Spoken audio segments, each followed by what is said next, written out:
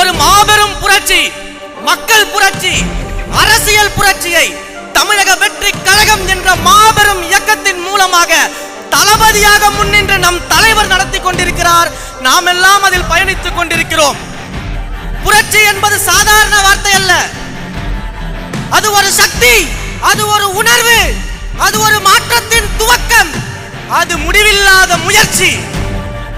இந்த புரட்சி என்ன செய்யும் தெரியுமா? இந்த புரட்சி அடக்குமுறைகளை ஒடுக்கும், அநீதிகளை அழிக்கும். மக்கள் மனதிலிருந்து இந்த புரட்சி துவங்கி அதே மக்களின் நல் வாழ்வை மேம்படுத்தும். அத்தகைய மாபெரும் புரட்சியில் நம்முடைய தலைவர் நம்மையும் ஒரு அங்கமாக மாற்றி இருக்கிறார்கள் என்றால் நாம் நம் தலைவருக்கு என்ன செய்ய போகிறோம்? தலைவா, ஒன்றை மட்டும் சொல்லிக் கொள்கிறேன்.